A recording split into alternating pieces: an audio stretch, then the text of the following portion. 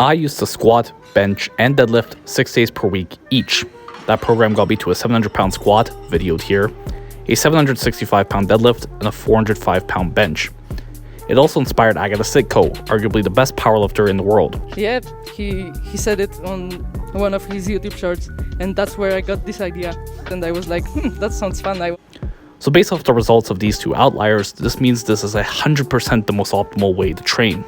I hope you got the sarcasm in that last point. Looking at my comments, a lot of people don't. Not everything that works for outliers is going to work for everybody. A lot of top lifters could stand to learn that when they try to talk about training.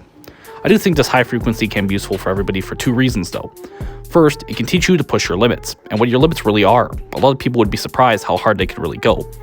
And two, I do think high frequency can be generally beneficial for strength and hypertrophy, though programmed more intelligently and less dramatically. It actually doesn't have to be more fatiguing. So let's start with point 1, pushing your limits. A lot of people talk about stimulus to fatigue ratio and fear-mongering fatigue. You're gonna fry your CNS, bro. It's crap. I mean, yeah, fatigue is real, but a lot of people don't really know how hard they can actually train and be fine. This is fairly obvious in studies on training to failure. People tend to get way more reps than they expected. This isn't just a shitty study thing. I've seen it myself when I've programmed failure to work for dozens of people I've coached.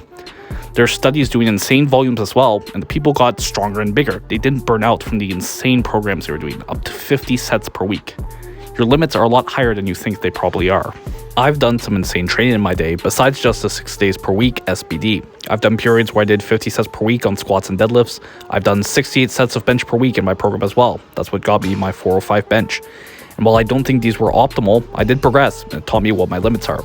And without them, I don't think I'd have learned to have pushed as hard as I can. I do subscribe to the inverted U hypothesis that there's an optimal level of volume or workload. You can do less than this, underwork yourself a bit, and still progress. You can do more than this, overwork yourself a bit and progress.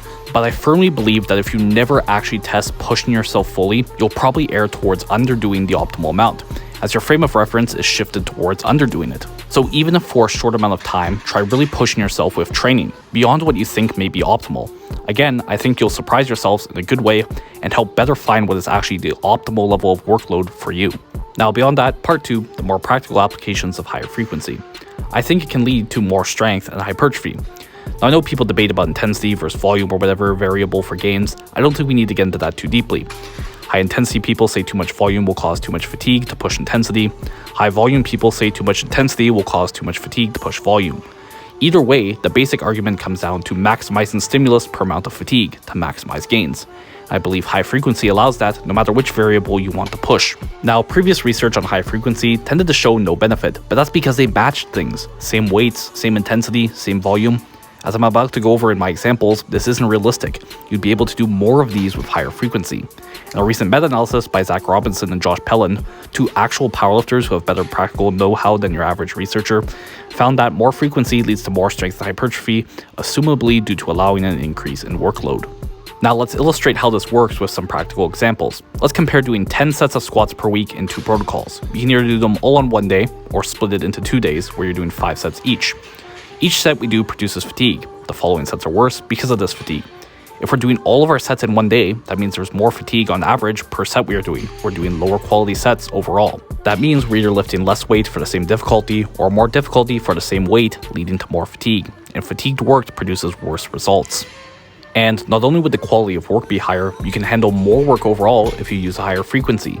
Recovery between sessions is non-linear. We recover more in the first days post-workout, so we can more efficiently use recovery, splitting our work up into more days. Now, of course, there can be an upper limit here. You need some time to recover from the fatigue induced from your workout before your next session. We probably won't be best squatting 14 times per week because we aren't going to recover every 12 hours.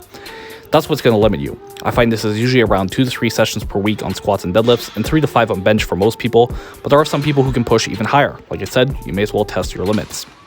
Speaking of upper limits, let's go back to that inverted U hypothesis. I've been talking about doing more work here, but the more work isn't pushing us to this high end of the inverted U, when we're causing more fatigue and thus hurting our overall quality of work, leading to less gains.